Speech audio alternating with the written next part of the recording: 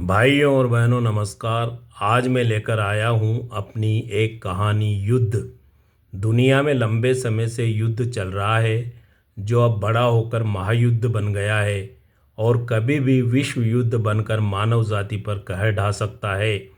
युद्ध की विभीषिका को प्रस्तुत करती एक रचना।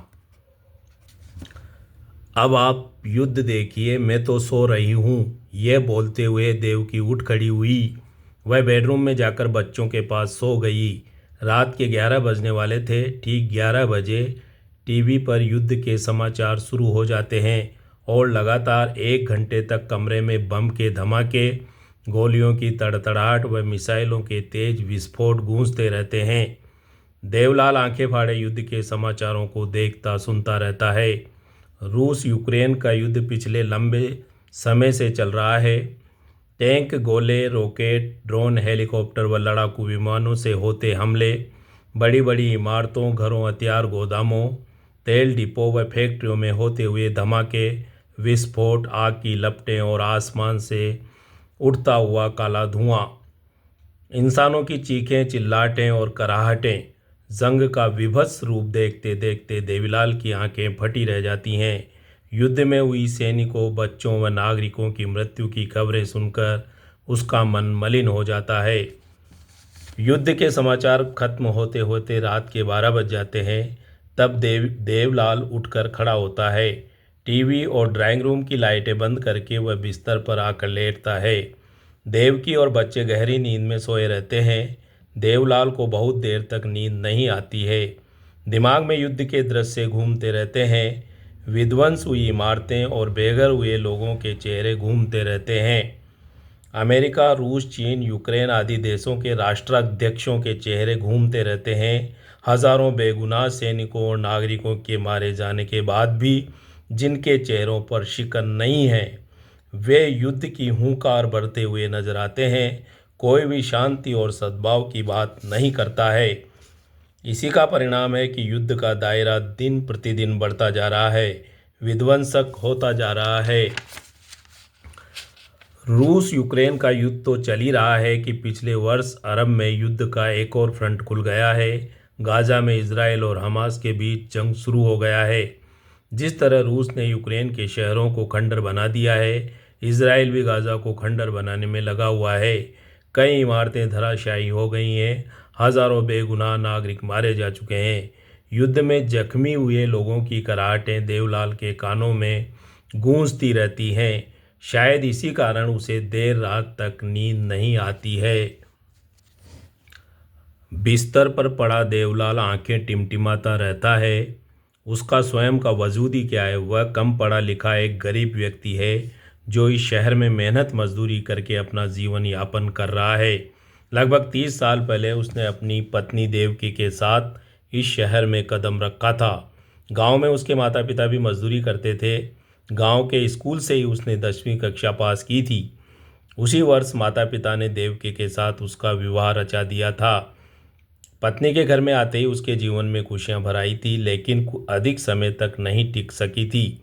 कुछ समय बाद एक के बाद एक उसके माता पिता का देहांत हो गया था। माता पिता का साया सिर से उड़ गया तो गांव से उसका मन उचट गया था और देवकी को साथ लेकर रोजगार की तलाश में वह इस शहर में चला आया था।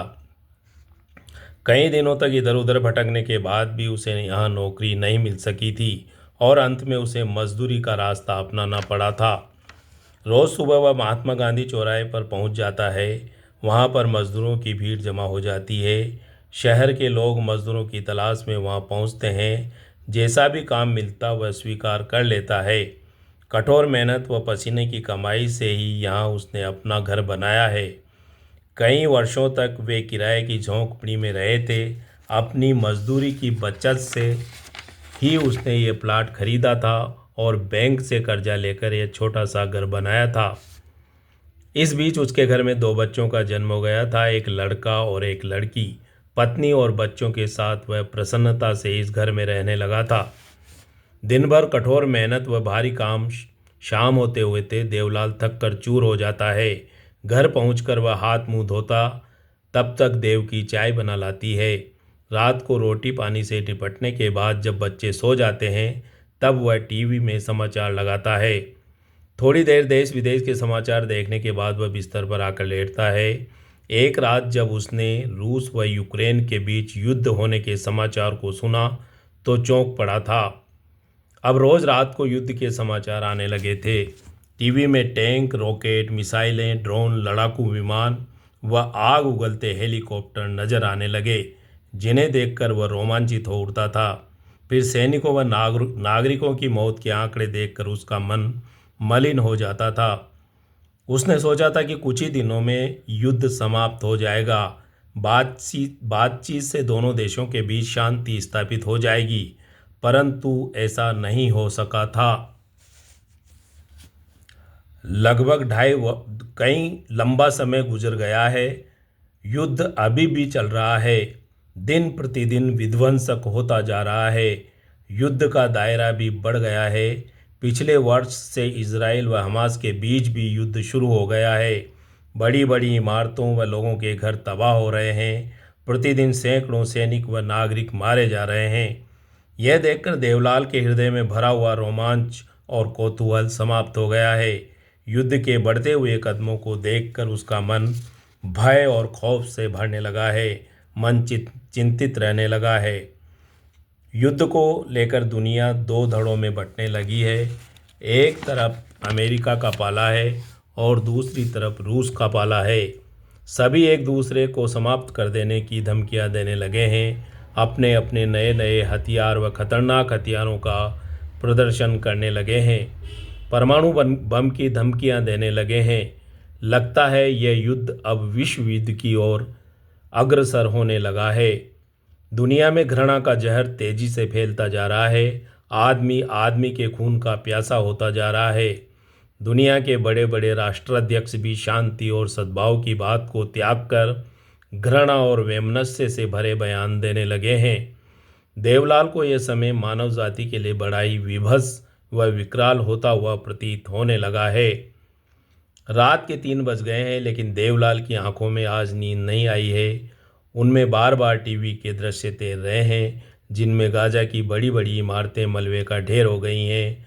जान बचाने के लिए लोगों में अफरा तफरी मची है। कई लोग मर गए हैं, कई घायल हो गए हैं। मिसाइल आक्रमण से एक अस्पताल की इमारत भी नष्ट हो गई है, जिसमें कई मरीजों की मौत हो गई है। चारों तरफ इंसानों की चीखों चिल्लाहटों से आसमान गूंज रहा है। युद्ध देवलाल से हजारों किलोमीटर दूर है। उसका देश बहुत बड़ा, मजबूत और शक्तिशाली है। कोई भी देश जिसकी ओर आंख उठाकर देखने की हिम्मत नहीं कर सकता है। यहाँ का हर एक नागरिक सुरक्षित है। फिर उसे किस बात की चिंता है?